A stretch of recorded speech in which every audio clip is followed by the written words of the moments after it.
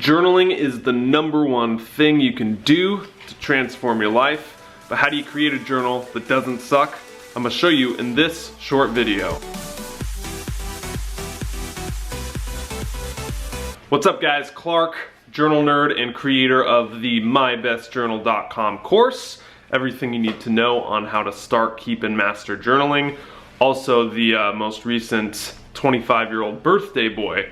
Gotta love the decorations. I was just doing my journaling session here and some business stuff today, and I realized that it can be kind of intimidating to get started on something. You don't know where to go. So I thought I'd shoot a quick video on 5 simple steps on how to get started on journaling. If you watch this channel regularly, I've been journaling for 7 years now. And it really resonated with me because I realized that everything I knew about journaling in the past was completely wrong, and you just gotta throw it out and find a method that works for you. So we created the system on this channel of a really unique method of journaling that I'll go over in this video. Last thing I'll say, you wanna be listening for this whole video, because at the end of it, I'm giving away a free gold membership to the My Best Journal online course. Okay, so let's get going now on these 5 steps on how to start a journal. Step number 1 is to stop being so damn hard on yourself, okay? This thing right here, that's a daunting task to fill up. Stop stressing about it. Don't force yourself to journal or create anything when you don't feel like it. Now that goes counter to what a lot of, personal growth chatter is about, is just show up and do the work no matter what, grind it out.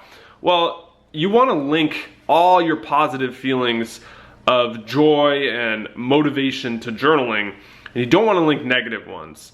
So what do you think happens if you link all these negative things? If you're forcing yourself to do something, you're gonna quit. So if you want to start a journal, do it when you feel like it. And the next 4 steps will help you feel like it more, hopefully. Biggest tip number 2 to starting a journal: get really clear on your why. What are you using this journal for? There's thousands, probably millions of different uses you can come up with for a journal. But what's your use? Are you keeping more of a diary? Okay, that's totally different than if you're gonna keep a log for your finances, or an art sketchbook, or you want a journal like we use on this channel to fast track personal growth. That's our use right here. Just as you would use weights in the gym to get bigger muscles and fast track health, we use a journal as a place of where we show up and do the work to fast track our personal growth and just break through everything, okay? So get really clear, what is your use for journaling? There's no right or wrong use here, it's just what is it for you. Step number 3, create sections. Why keep one journal when you can create 6 or 7 in the same one? It's pretty cool. All you have to do, divide that sucker up into 6 or 7 sections that you choose, and every time you want to do an entry for one of those sections, put it in that part of your journal. We've gone over this in the previous videos, Ultimate Guide to Keeping a Journal. Heck, we even have a whole course, mybestjournal.com, on it, of the best 6 or 7 sections you can use, backed up by positive psychology and science. Take your happiness to the next level. Example for you, if you want to start a journal, choose 6 or 7 sections is what I would recommend. These are the areas that you want to improve on, you want to document, you're passionate about in your life. For example, it could be a gratitude log section. That's a great one. Could be a brain dump section of where it's just a venting place. Could be a creative work section where you do all your creative work, sketches, ideas. Maybe you're a lyricist, so you write your lyrics in there.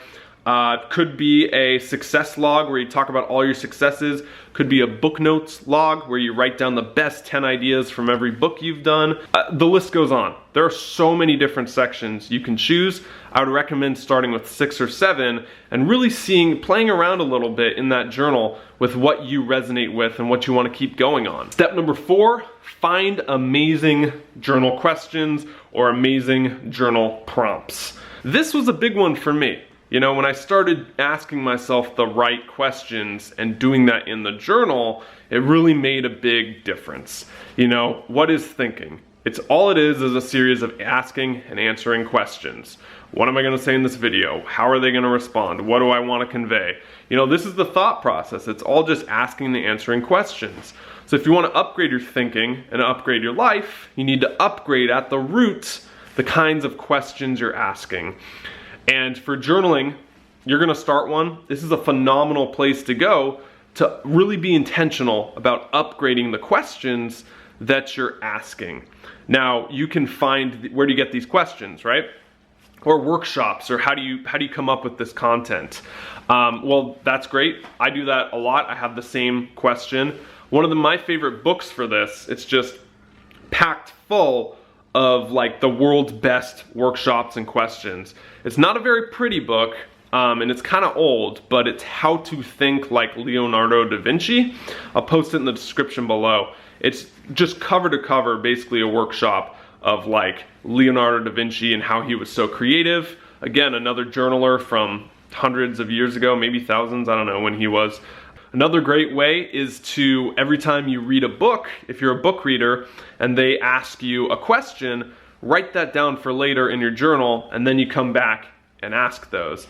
We also have the free 11 questions, change your life, 100% free. All you have to do is put in your email, and those are the best 11 questions I use in my journaling practice that you can do as well, okay? Whether you're going to books for questions, whether you have other mentors or teachers or whomever that you get questions from, I would recommend putting those in a section of your journal and doing that. But if you want the best results, you gotta ask the best questions, and the way to do that is to record them when you hear them in a section of your journal. The last step, step number 5, 1, 2, 3, 4, 5. This one is to tailor your journal to you. Let's just say you have the biggest night of your life. Do you want to wear an off-the-rack suit, right? Where it's just kind of stiff and boxy and it fits, but you know, there's still stuff hanging out there.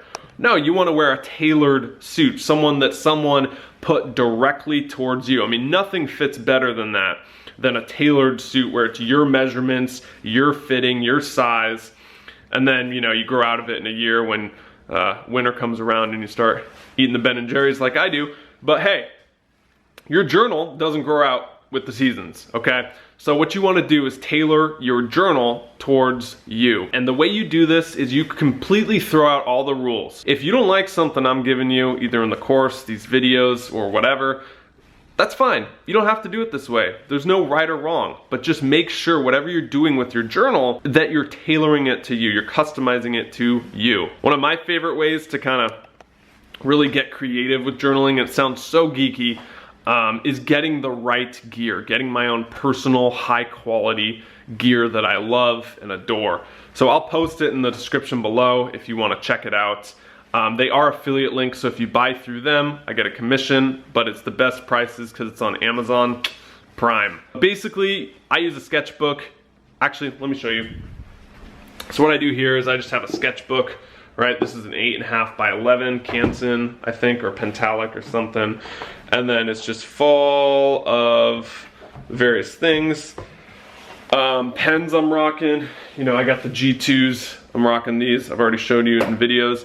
And then I have a highlighter that I really like. But again, my personal preference on gear, it's tailored towards me. Okay, that's it. Those are the 5 tips on starting a journal. But the biggest one is to get clear why you want to do it, and then just start today. If you want other free videos, we have the entire journal playlist on this channel of the videos we've been putting out for the last 2 years.